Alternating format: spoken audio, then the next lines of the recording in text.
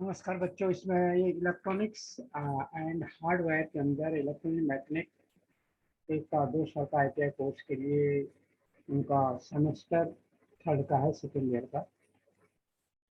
इसमें हम पढ़ेंगे रिलेटेड थ्योरी फॉर एक्सरसाइज 3.1 180 है टू 3.1 183 है। Digital storage, oscilloscope, digital DSO operate the front panel controls of a digital storage oscilloscope.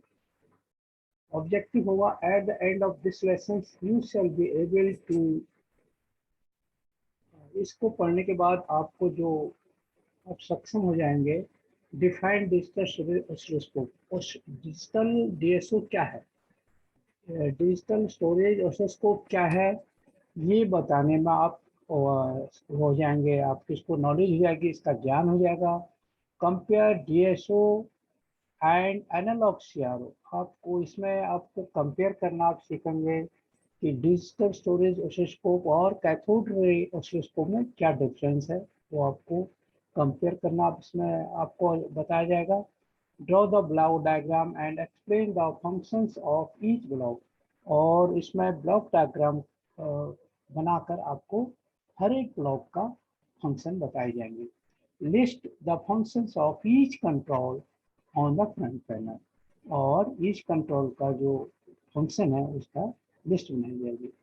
अब है electronic equipments can be divided into 2 types. Electronic equipment को हम 2 भागों में बांट सकते हैं, analogue and digital. One is analogue and second one is digital. Analogue equipment works with continuously variable voltage, और जो एनालॉग जो इंस्ट्रूमेंट होते हैं वो किस पर करते हैं, जो कंटिन्यूसली वेरिएबल वोल्टेज होती है उस पर काम करते हैं। और कभी वोल्टेज अप होती है, 1 वोल्ट, कभी 2 वोल्ट, कभी 3 वोल्ट, कभी 5 वोल्ट, कभी फिर नीचे जाती है इस हिसाब से।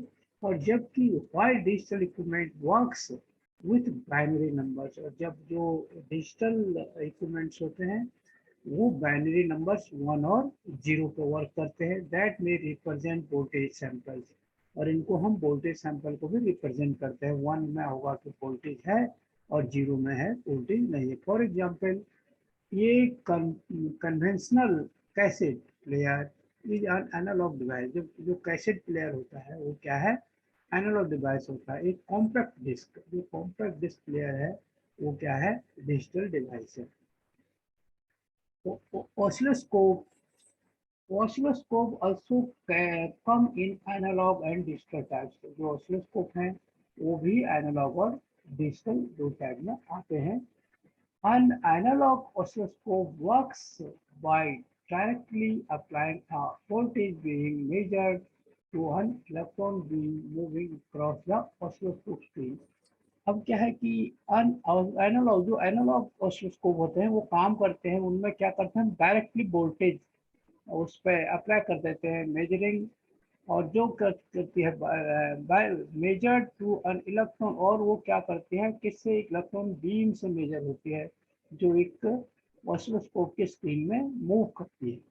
And the voltage deflect the beam up and down, और जो वोल्टेज होती है उस बीम को डिफ्लेक्ट करती है ऊपर नीचे, और द स्क्रीन दिस डाउन, उस जिस अकॉर्डिंग हम वोल्टेज डालते हैं उसी हिसाब से बीम को ऊपर नीचे उसको डिफ्लेक्ट करती है। ट्रेसिंग द वेव फॉर्म, और इससे क्या होता है, एक वेव फॉर्म का ट्रेस करते हैं, वेव फॉर्म का रूप लेती है। This gives an immediate picture of the wave form. इससे हमको क्या मिलता है, वेव फॉर्म की तुरंत पिक्चर मिलती है एनालॉग से। In contrast, a digital oscilloscope sample the waveform and uses an analog to digital converter। जब हमको अब डिजिटल का अगर हम यूज कर रहे हैं, और उसमें तो ऐसा करना मुश्किल हो जाता है। उसमें क्या है, हमको 2 फॉर्म है, 1 और 0। तो उसमें क्या होता है, ए बाय डी कन्वर्टर का यूज होता है, एनालॉग टू डिजिटल कन्वर्टर का यूज हम करते हैं, उसे एडीसी कन्वर्टर बोलते हैं। To convert voltage being measured into digital information, ताकि हम उसको वेव फॉर्म दे सकें। then uses this digital information to reconstruct the waveform on the screen, और वो जो हमको डिजिटल सिग्नल मिलते हैं उसको हम स्क्रीन पे वेवफॉर्म पे लेते हैं. Some of the advantage of digital oscilloscope over analog oscilloscope include the scopes ability. अब जो एडवांटेज है, जो बेनिफिट्स हैं, जो इसको हमको फायदे हैं, वो एक एनालॉग की तुलना में डिजिटल में उसका क्या है कि स्कोप ज़्यादा है. डिजिटल और उसको एनालॉग उसको स्कोप एबिलिटी, इसकी क्षमता ज़्यादा है टू स्टोर डिजिटल डाटा और लेटर. और हम उसमें क्या करते हैं, जो भी डाटा हमने चेक किया हम उसको स्टोर कर सकते हैं, उसको बाद में देख सकते हैं, अपलोड टू एक कंप्यूटर, और उस डाटा को हम कंप्यूटर में भी अपलोड कर सकते हैं. जबकि एनालॉग में हम ऐसा नहीं कर सकते. एनालॉग में जो डाटा हमने देखा करेंटली देख सकते हैं, उसके बाद हम उसको स्टोर भी नहीं कर सकते हैं, बाकी हम उसे कंप्यूटर में भी अपलोड नहीं कर सकते. जनरेट ए हार्ड कॉपी और स्टोर ऑन ए डिस्क. और फिर हम जो डाटा हमने डिजिटल डीएसओ की बात हम कर रहे हैं, डिजिटल स्टोरेज जो ऑसिलोस्कोप है वो क्या करता है, डाटा को स्टोर कर सकता है, जबकि एनालॉग वाला नहीं कर सकता है. फिर हम उस डाटा को कंप्यूटर में भी अपलोड कर सकते हैं, फिर हम उसको हम सेव भी कर सकते हैं अपनी डिस्क के ऊपर या पेन ड्राइव के ऊपर, कहीं भी चाहे हम उसको स्टोर करते हैं. And to instant make measurement on the digital data. और तो हम उसकी कॉपी, जो भी हमने मेजरमेंट किया है उसको हम स्टोर करके उनकी कॉपी कर सकते हैं. ये digital oscilloscope also has the ability to examine digitalized information stored in its memory and make automatic measurement based on the selected parameter of the user. तो जो भी चीज़ें हमने स्टोर कर रखी हैं उसकी मेमोरी में, वो उसको खुद एक्टिव करता है, एनालिसिस करता है उनकी, और जो भी हमने उसको पैरामीटर दिए हैं उस हिसाब से उसको एनालिसिस भी कर सकता है. Such as voltage, excursion, frequency and reach time. जो आपके वोल्टेज वेरिएशन है, उसके उसका जो फ्रीक्वेंसी है, जो उनकी आवृत्ति है, और या जो उसका रीच टाइम है, आरएमएस टाइम जो होता है, उसको भी वो एनालाइज करता है. डिजिटल स्टोरेज ऑसिलोस्कोप DSO है क्या? Digital oscilloscope are often referred to a digital storage oscilloscope DSO और digital sampling oscilloscope. Digital sampling oscilloscope भी इसको बोलते हैं, डिजिटल स्टोरेज ऑसिलोस्कोप भी बोलते हैं, और डीएसओ भी इसको बोलते हैं. The concept behind the digital oscilloscope is somewhat different to an analog scope.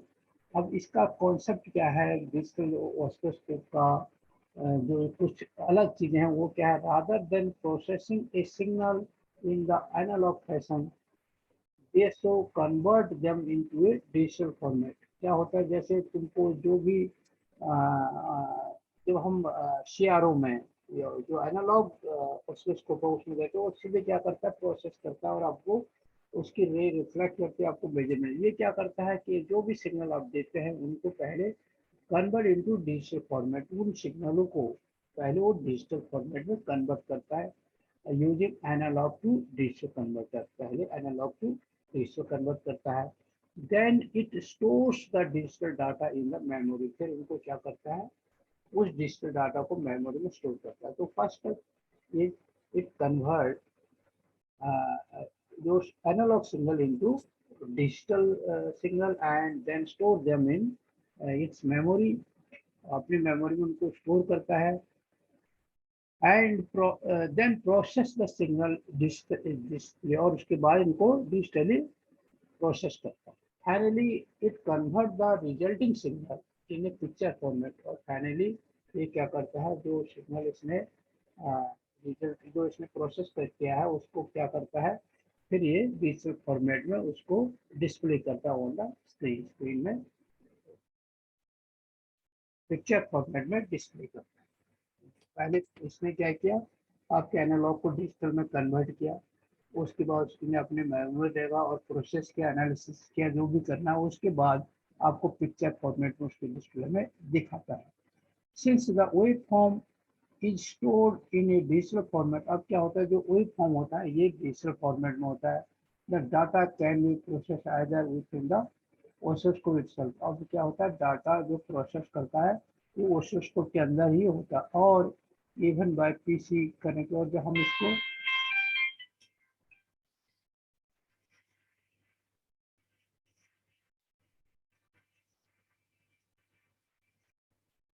the waveform is, since the waveform is stored in a digital format, तो जो वेव फॉर्म है वो किसमें है, डिजिटल। क्योंकि हमने एनालॉग सिग्नल को डिजिटल में कन्वर्ट करके और जो उसको स्टोर किया है डिजिटल फॉर्मेट में स्टोर किया है। The data can be process either with in the oscilloscope itself, और या तो ऑसिलोस्कोप के अंदर ही प्रोसेस होगा, किया जा सकता है, और इवन द पीसी, और उसमें हम पीसी में भी कनेक्ट करके पीसी में भी दिखा सकते हैं आपको।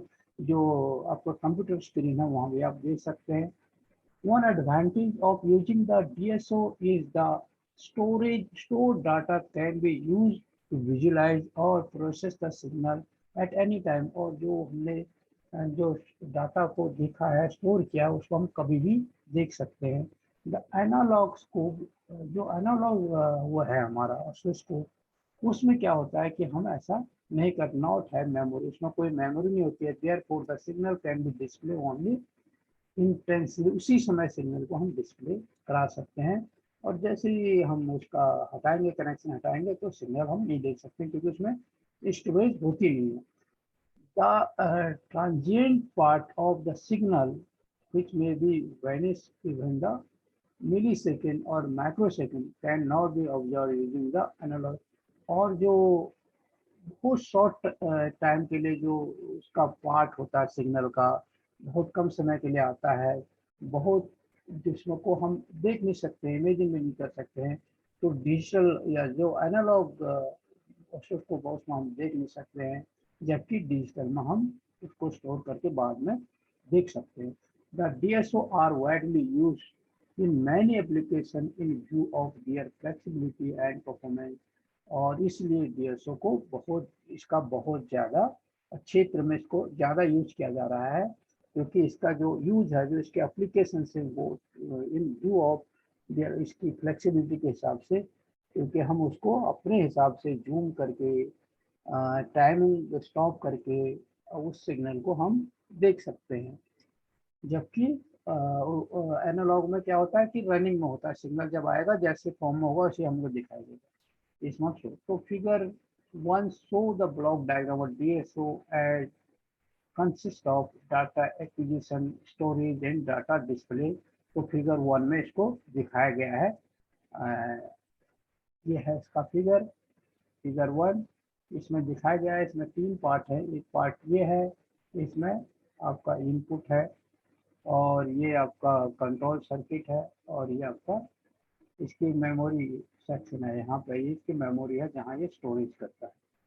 ये डिजिटल टू एनालॉग कन्वर्टर है। जब आपको डिस्प्ले करना है, डिस्प्ले करने के लिए क्या करता है, यहाँ पे एनालॉग, जैसे आपको इनपुट सिग्नल जा रहा है, तो एम्पलीफाई कर रहा है, यहाँ पे क्या कर रहा है, एनालॉग सिग्नल को डिजिटल में कन्वर्ट करके यहाँ मेमोरी में स्टोर कर रहा है।